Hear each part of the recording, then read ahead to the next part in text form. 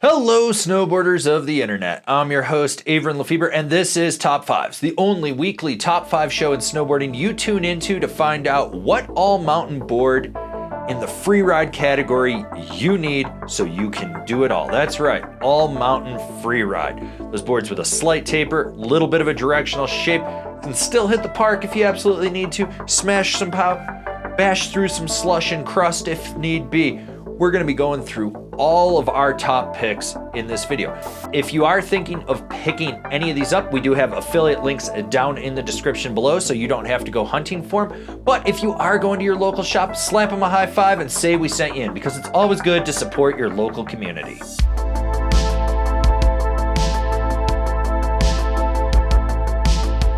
Number 5, the Amplid Time Machine.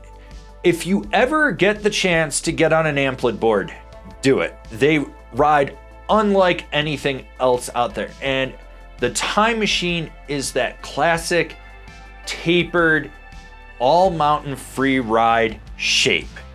It's got good spring and pop. It dampens really well. Like you get into crusty snow, it just blasts right through it.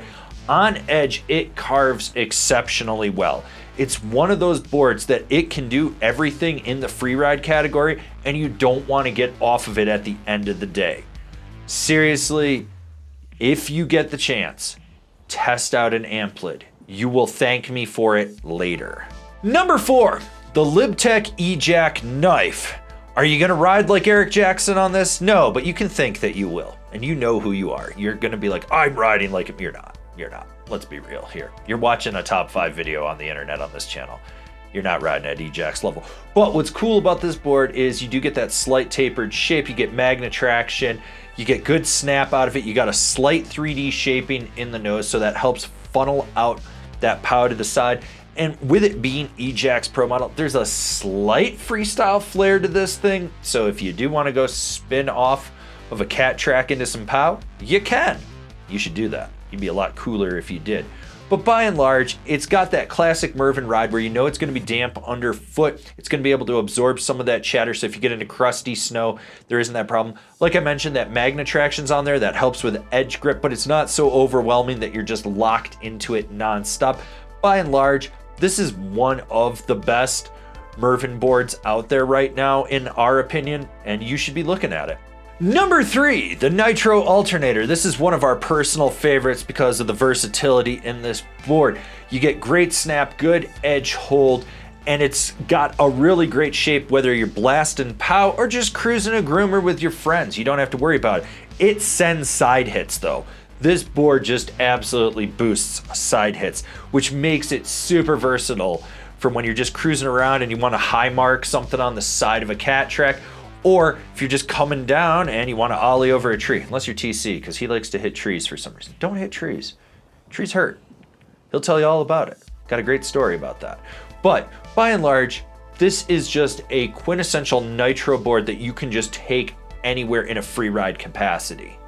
All right, we're about halfway through this video. Go down, give it a thumbs up or don't. It doesn't matter if you give it a thumbs up or thumbs down, it has the same interactions with it. But hey, if you do like what we're doing, why don't you subscribe, click the bell, get those notifications. That way you're not missing any of the programming we've got coming out for you.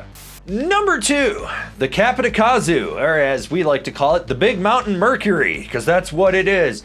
This thing is an absolute blast to ride. That shape is fun. The camber profile's got good pop to it. On edge, you can rail a turn with it. It's super butterable in deep pow. Like I was having a field day just throwing butters on this thing. But I love the way that this thing rides. Like you can send it off anything and just stomp that landing. It's got really good landing gear. And if you need to go in the park because it's a powder park day, it's got you covered. By and large, this board is just super versatile for what it is. And I know most people would be like, oh, but why isn't the black snowboard of death on here? Because we've talked about it enough. We're gonna talk about the Kazu. So I spent 3 years asking for this board and I finally got it. It's one thing after another, I couldn't get on this. It was like it was cursed. So when I finally got on it, I was like, God damn, this is really good. So that's why we're here. Honorable mentions, all great options, but just barely didn't crack the top 5 of this list. The Public Research.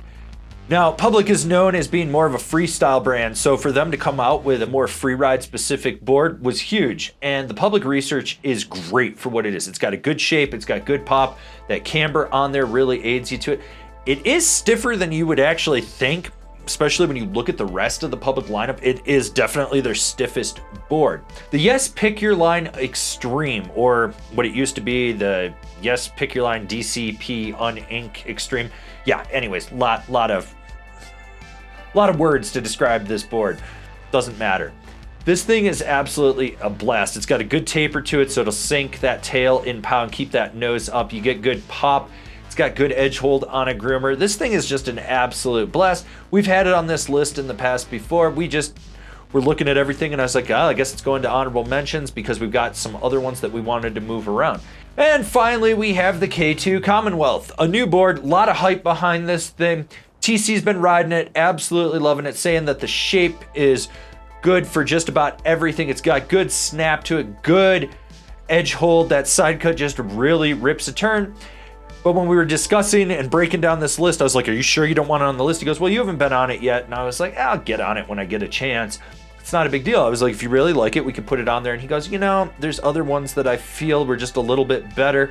But he goes, this is good. This is for the guy that's coming off a passport that wants something a little bit more burly, but isn't ready to go to the Alchemist. So, like I said, these were all great options, but just barely didn't crack the top 5 of our list.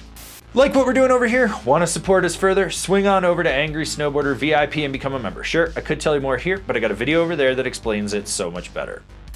And the #1 all-mountain freeride board for 2026 is the Ride Deepfake. When we were making this list, we both looked at each other and we're like, is it Deepfake? And he's like, I think it's Deepfake. And so TC and I went back and forth and we were trying to figure out if we could knock it down. But it rides so good. It's got such good technology in it. The side cut style, the base finish is great on it. This is a board that you can just charge hard with when you need to and still be slightly laid back. You don't have to bring your A game to it at all times. It's good if you do, but you don't have to. It floats well in pout. It's got good pop. It carves well. It's just that quintessential freeride centric deck from Ride. And the fact that it's been on this list in the past speaks volumes about it. All right, so this has been our top 5 all-mountain freeride boards for the 2026 season.